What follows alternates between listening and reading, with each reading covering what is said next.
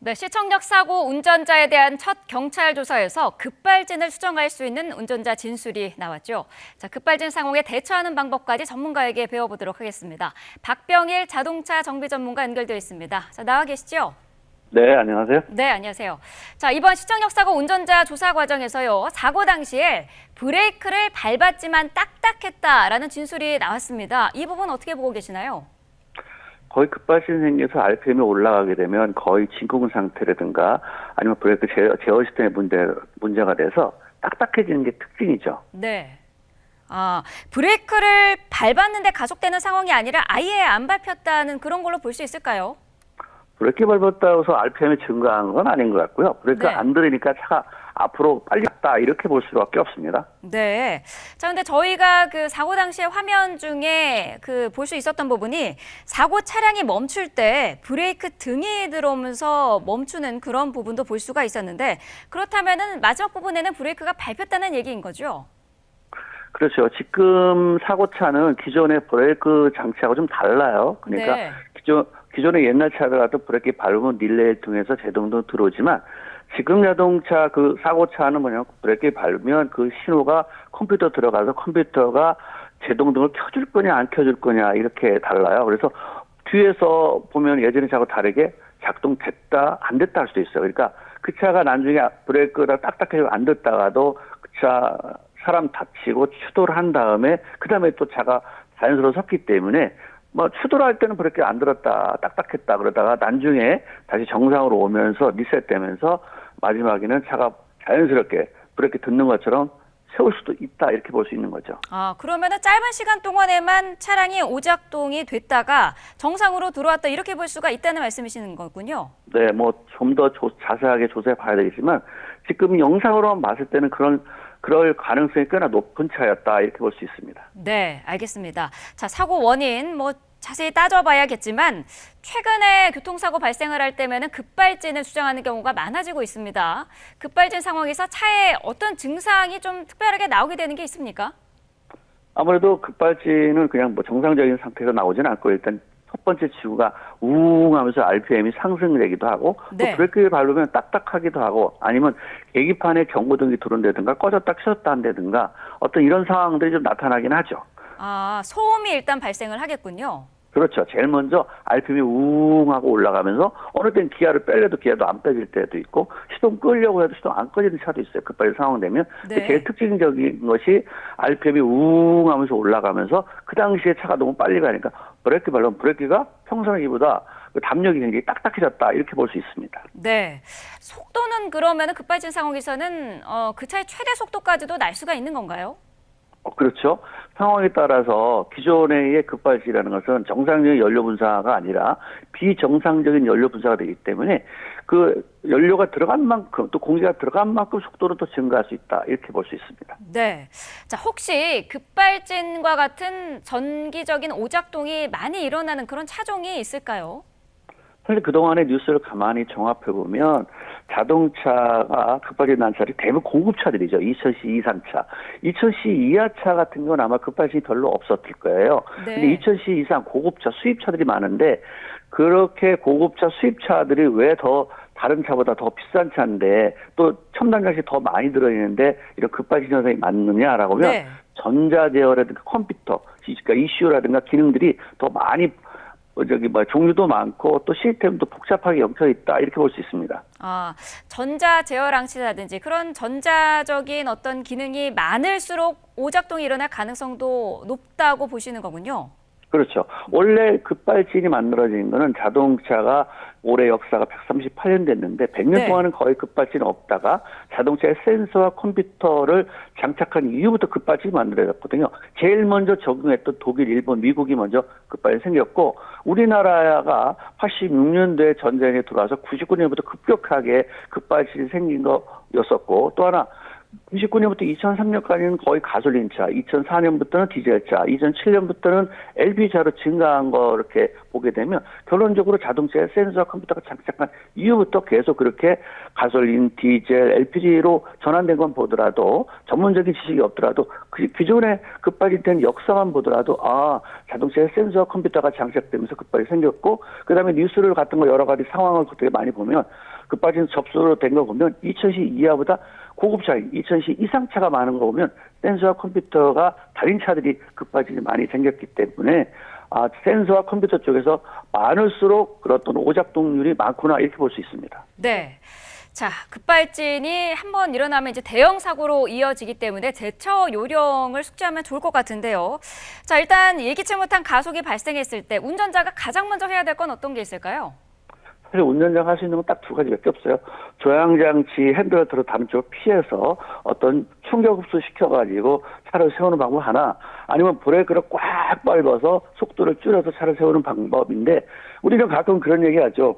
어떤 상황 보고 저렇게 급하게 생겼을 때 시동 끄면 되는 거 아니야? 기아 빼면 되는 거 아니야? 라고 하는데 실제 요새 전자제어 자동차들은 그렇게 급발이 생길 때 시동도 꺼지도 않고 기아도 움직이지 않는 것들이 많아요. 왜 그러냐면 시동 걸리고 끄는 장치도 아니면 기아를 놓고 빼는 장치도 다 전자제어 쪽으로 작동된 차들은 일반적인 수동이나 이런 건 빠르지만 자동변속기 쪽 전자제어가 시스템이 완벽하게 정리된 차들은 아예 그 두 가지도 먹통이다 이렇게 볼 수 있기 때문에 운전자가 할 수 있는 거는 조향하고 핸들 돌리는 거하고 그다음에 브레이크 밟는 건데 브레이크를 밟을 때 꽉 끝까지 밟고 있으면서 그래도 아무래도 제동력이 떨어지게 안 되면 요즘은 전자식 핸드브레이크가 있잖아요. 그걸 같이 당겨주면 브레이크 플러스 전자 핸드브레이크까지 하면 아무래도 차를 세우는데 좀 더 효과적이다 이렇게 볼 수 있습니다. 네, 그 말씀하신 부분이 요즘 그 시동을 켜고 끄는 것도 버튼 하나로 이제 하는 경우가 많은데 그런 차 같은 경우에는 시동을 끄려고 해도 이 오작동 시에는 안 꺼진다는 말씀이시잖아요. 맞습니다. 네. 자, 상당히 당황스러운 그런 상황일 것 같은데 일부 전문가들은 이런 상황에서는 오히려 모든 페달에서 발을 좀 다 떼봐라 이런 이야기도 하시기도 하더라고요. 그거는 이제 우리가 브레이크 밟는다 엑셀 페달 밟았지 않느냐라는 그런 오작동 확률이 있기 때문에 발 한번 떼어봐라. 당신이 브레이크 밟고 있는 것처럼 생각하지만 엑셀을 밟을 수 있지 않느냐라는 의미에서 한 것이지 브레이크라든가 엑셀 페달을 뺐다고 해서 차가 쓰고 이런 건 아닙니다. 네. 자, 기어를 중립으로 하는 것이 더 안전하다. 중립으로 한 상태에서 어떻게 좀 차를 시동을 꺼보는다든지 속도를 줄이려든지 그런 노력을 해보라는 그런 부분에 대해서는 어떻게 분석하고 계시나요? 그거는 여태까지 시스템들 그런 급발진 당사자 여러 가지 상황 봤을 때 요즘 전자제어 시스템들은 그것이 안 되는 영상은 아마 블랙박스 많이 보셨을 거예요. 얼마 전에 택시를 타고 가는 고객이 차가 RPM이 속도가 증가하면서 빨리 가고 운전자는 막 당황하니까 기아 빼보세요. 시동 꺼보세요. 했는데도 두 개 다 작동이 안 되잖아요. 아하. 그렇게 첨단 장치 아닌 2000시 이하 차들은 그럴 가능성, 기아를 빼거나 시동 꺼질 수도 있지만 전자제어로 되는 것들은 그것이 안 되는 수도 있기 때문에 기존의 일반적인 상식 가지고 시동을 꺼라, 기아를 빼라 이런 것들은 좀 안 맞는 차도 많고요. 또 급하게 당황스럽고 짧은 순간이기 때문에 시동 끄고 예를 들어서 기아를 빼고 그럴 여유가 없거든요. 한 하다 끝나는 상황인데 그럴 때는 내가 이런 상황을 내가 어떻게 할까? 만약에 어떤 벽이라든가 가로수라든가 전봇대 보면 위험하니까 어떤 차 대 차 내가 충격을 좀 흡수할 있는 펜스라든가 아니면 인도브록의 옆으로 측면에서 타이어가 찔리게 해서 타이어를 펑크내내든가 이런 방법이 있는데 만약에 그런 것이 환경하고 안 맞으면 차 대 차를 받는 게 가장 좋다. 흔히 말하는 주차했던 차 받는 게 가장 좋겠다. 왜? 자동차는 충격 흡수 능력이 있기 때문에 나의 충격과 앞에 차의 충격이 서로 반만 나누면 큰 사망사고까지 이어지지 않을 수 있기 때문에 차 대 차 받는 게 가장 좋다. 정한될 때 마지막에 그렇게 조치하는 방법이 좋겠다 이런 생각이 듭니다. 네, 그 말씀하신 부분이요. 그 다른 어떤 안전한 지역물이라든지 그런 것과의 충돌을 해서 속도를 좀 줄이고 멈추는 그런 방법. 사실 이게 상당히 참 그 상황에 처하면은 힘든 일이긴 할 텐데 그 중에서도 좀 안전한 그런 충돌 가능한 그런 구조물이라든지 그런 거는 어떤 것들이 있을까요? 우리가 길가에 요새는 펜스 같은 게 좀 단단하게 설치돼 있어 스테인리스 되기 때문에 그 아무래도 원형이어서 각이 됐기 때문에 사각보다는 원형이기 때문에 충격을 하면 운전자가 받는 충격이 조금 줄일 수 있어서 속도를 늦출 수 있는 그런 것들이 있고요. 네. 또 보도블록 같은 데 뭐 옆으로 만약에 그쪽 위치가 있다면 차를 타이어를 그쪽으로 붙이는 거예요. 그러니까 보도블록을 넘는 게 아니라 그럼 타이어를 옆에 측면이 굉장히 약하기 때문에 계속 쓸리게 되면 타이어가 펑크날 확률이 높거든요. 네. 근데 이건 환경이 도와줘야 되는 거고 만약에 그런 환경이 안 도와진다라고 하면 주차했던 차라든가 정 안 되면 앞차한테는 좀 미안하지만 이게 방송적으로 말지 안 말지 모르겠지만 앞차를 좀 들이받아서 같은 등급의 차를 받아서 충격을 좀 서로 나눠 가지면 더 큰 사고를 방지할 수 있다 이렇게 볼 수 있는 거죠. 네. 차 안에 운전자 외에요. 뭐 다른 동승자가 있는 경우 동승자가 좀 도울 수 있는 그런 부분들도 있을까요? 사실은 그 운전자가 혹시나 그렇게 밟는다는 게 엑셀파일을 밟았거나 아니면 뭔가 너무 당황스러우면 옆에서 안정을 취하였고 뭔가 잘못된 걸 지적해주면서 그리고 옆에서 도와주는 게 좋을 것 같고요. 네. 또 소리만 지르려고 되는 건 아니잖아요. 얼른 냉정하게 판단해서 이제 해야 되고 당연히 안전벨트 같은 거 확실하게 매고 해야지 어떤 사상을 좀 방지할 수 있으니까 그런 부분 주의하고 또 너무 당황스러운 운전자는 판단 능력을 좀 떨어질 수밖에 없거든요. 그러면 네. 옆에 있는 사람이 그 판단 능력이 아무래도 좀 냉정할 수 있기 때문에 운전 안 하는 사람이 좀 옆에서 조언해 주는 것도 괜찮다 이 생각이 듭니다. 네. 실제로 차량 결함보다 페달에 이제 뭐 발판이나 그런 게 끼어서 자기도 모르게 그런 경우도 있다. 이런 부분도 있더라고요. 실제적으로 이런 상황이 많습니까? 네. 요즘은 대부분 차 타고 다니면 생수 많이 갖고 다니잖아요. 네. 생수병.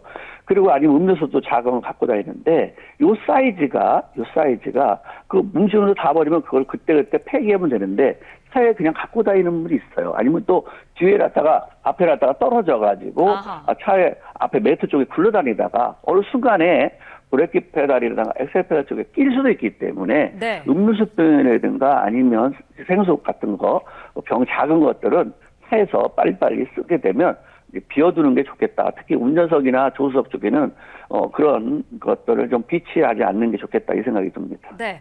자, 지금 운전자가 당황한 상황에서 속도는 줄지 않고 그런 상황에서 사실 주변의 다른 운전자나 보행자분들에게 알리는 것도 도움이 좀 될 것 같은데 크락션을 계속 좀 크게 울린다든지 비상등을 계속해서 켠다든지 이런 부분도 도움이 될까요? 그럼요. 예를 들어서 비상등을 켜준다고 그러고 뭔가에 뭐 손짓을 막 한다면 주변의 차들이라든가 이분들도 주의할 것이고 또 정 안 되면 옆에 있는 다른 사람들이 도와줄 수도 있기 때문에 됐으면 뭔가에 신호를 줄 필요는 있겠다 생각합니다. 네. 자, 특히나 습기가 많은 날씨를 조심해야 된다 이런 얘기도 있던데요. 차량 점검으로도 급발진을 예방할 수가 있을까요? 네, 아주 좋은 말씀이신데요. 요즘 자동차는 거의 전자 시스템이 실내 안에 또 차 밑에도 많고 엔진룸도 많던데 네. 사실 전자 제품이 사실 기계가 못하는 일을 완벽하게 도와줘서 배출가스 줄이고 연비 좋고 출력 좋게 하는 방법이 있는데 이 차들은 이 전자 시스템은 습도, 진동, 열에 약하단 말이죠. 그러면 자동차에 습도가 많이 있는 여름 이렇게 비가 많이 오고 되면 아무래도 또 지하 주차장에 많이 세워놓은 차 이런 차는 습도가 많기 때문에 습도가 전자품에 영향을 주게 되면 부식될 확률도 있기 때문에 됐으면 실내 안에 습도를 제거해 주는 게 좋겠죠. 날씨가 좋은 날은 여유가 있다면 창문을 다 열고 차를 말려준다든가 아니면 또 비가 많이 넘어왔다든가 지하 속에 너무 세웠을 때는 헤어드라이로 전자부품 있는 쪽을 좀 말려준다든가 아니면 우리 흔히 물 먹는 하마 얘기도 했는데 자동차에 물 먹는 것 같은 하마가 올 수 없기 때문에 붉은 소금이나 숯 같은 것을 주머니에 넣어서 시트 밑에라든가 앞에 콘솔 박스에 있는 쪽에 놓게 되면 아무래도 자동차 습도를 좀 줄일 수 있다 이렇게 생각하는 거죠. 네. 자, 맑은 날씨에는 지하에만 차를 세워둘 것이 아니라 밖에 세워서 좀 창문도 열고 통풍을 시켜주는 방법 그리고 굵은 소금 같은 거를 준비를 해서 좀 발판에 뿌려놓는 방법도 말씀을 해주셨습니다. 자, 지금 앞으로도 폭염이 오는 것도 영향을 미칠 수도 있을 것 같은데 너무 더운 경우, 너무 기온이 높은 경우도 오작동의 원인이 될 수 있을까요? 그럴 수 있어요. 자동차 컨디션이 가장 안 좋을 때가 여름하고 겨울이고 가장 컨디션이 좋을 때가 그리고 봄하고 가을이죠. 교통사고율이나 자동차 같은 트러블 같은 것도 대부분의 여름하고 겨울이 많아요. 아마 특히 우리가 눈에 쉽게 볼 수 있는 것들이 고속도로를 다니다 보면 여름 같은 경우 타이어 파편들이 많이 보일 거예요. 네. 그만큼 공기압이라든가 열하고 민감하기 때문에 이 열이 있는 것들은 또 오래된 차들은 5년 이상 된 차는 정비업소에 가서 내 차가 어떤 녹이 슬었는지 어떤 습도로 인해서 뭐 부식된 건지 여러 가지 한번 또 점검해보는 것도 안전운전을 좀 할 수 있고요. 특히 타이어 같은 경우는 뭐 이렇게 비가 많이 왔을 때 물을 빨리 배출할 수 있는 타이어 트레드 깊이가 3mm 이상이 돼야 되고 3mm 이상이 돼야 공기압도 받아야 되는데 그런 걸 만약에 방치하고 다닌다면 물 배출하지 못하기 때문에 수막 현상으로 차가 물 위에 떠다니는 돌에 떠다니는 현상이 있기 때문에 네. 이게 비가 많이 오기 전에 타이어 공기압, 타이어 트레드 깊이 이런 것들을 좀 점검할 필요가 있겠고요. 또 타이어가 5년 이상 된 차들은 파열될 확률이 높기 때문에 아무리 타이어가 만모가 되지 않았다 하더라도 5년 되는 무조건 다 폐기해야 되는 것 같고 만약에 타이어를 너무 만모가 안 돼도 교환을 꼭 해야 되냐는 비용 문제가 있으니까 네. 좀 오래된 건 뒷타이어 그리고 새 타이어는 앞 타이어 끼워주면 좀 비용도 줄 수 있다고 생각합니다. 왜냐하면 타이어의 파열 사고라든가 펑크라든가 이것이 가장 열이 많기 때문에 네. 타이어에 집중돼서 또 비가 많이 오니까 수막 현상을 방지하기 위해서 타이어에 좀 더 다른 부품보다 신경 써야 될 것 아닌가 생각됩니다. 네. 자, 비가 많이 오는 상황을 가정에서도 말씀을 해주셨는데 관련해서 좀 질문을 드려보면은 지금 요즘 장마철이기 때문에요. 빗길에 운전하는 경우가 상당히 많은데 침수도로를 지날 경우에 뭐 속도를 줄이다든지 이런 좀 주의할 부분도 있을 것 같아요. 사실 도로 상황이 아니고 무조건 속도 줄이는 건 맞고요. 근데 이제 도로가 다니는 도로가 물에 잠겼다가 문제예요. 만약에 도로가 안 보인다, 물만 살짝 있다. 그러면 내가 평상도 가니까 그냥 지나가도 되겠네라고 생각하면 안 되고 네. 일반적인 자동차 같은 경우 내연경화차는 타이어의 반 이상 많이 물이 잠기고 있다. 절대 거기가 안 되고요. 전기차나 하이브리드 자동차는 타이어의 높이의 3분의 1이 만약에 잠긴다. 그럼 절대 가면 안 돼요. 그렇기 때문에 특히 전기차 같은 경우는 타이어가 3분의 1만 만약에 잠기더라도 거기 가면 감전오염이라든가 시동 꺼질 확률도 많고 네. 그 시트에 고장 날 수 있기 때문에 하여간 전기차나 하이브리드차는 비가 오면 특히 도로가 보이는 그런 도로만 다녀야지 내 차 예전에 다녀서 괜찮았어. 이렇게 그냥 우리 이 정도면 천천히 가면 되겠지. 속도 줄이면 되겠지라는 생각을 버리시는 게 좋겠다 이 생각이 듭니다. 네, 자 정리를 해드리자면은 일반 차 같은 경우에는 타이어가 절반 정도가 잠기면 운행을 중지를 해야 되고 전기차나 하이브리드 차는 타이어의 3분의 1만 잠겨도 그 지역엔 가면 안 된다, 운행을 중단해야 된다라는 말씀이셨는데요. 자 전기차 같은 경우에는 이 시동이 꺼지면은 문도 안 열리지 않습니까? 이런 경우는 어떻게 해야 될까요?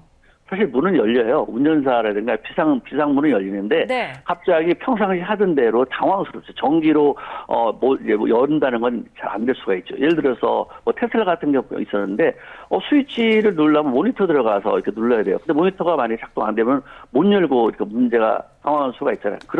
그렇다 하더라도 옆에 레버를 움직이게 되면 열리게 돼 있기 때문에 비상등이 되기 때문에 너무 네. 당황하지 말고 문을 열었으니까 스위치를 다시 한 번에 문이 열리는 차도 있고 두 번에 열리는 차도 있어요. 그러니까 국산차 같은 건 한 번에 열리는데 수입차 같은 경우는 한 번 열고 다시 한 번 열었을 때 열리는 차가 있기 때문에 네. 그런 스위치의 조작 같은 것도 기존에 다른 차하고 좀 다를 수도 있기 때문에 한번 좀 확인해 두는 게 좋겠습니다. 아하, 네. 당장에 문이 열리지 않더라도 당황하지 않고 두 번, 세 번 하면은 열리는 차가 많다라고 말씀해 주셨습니다.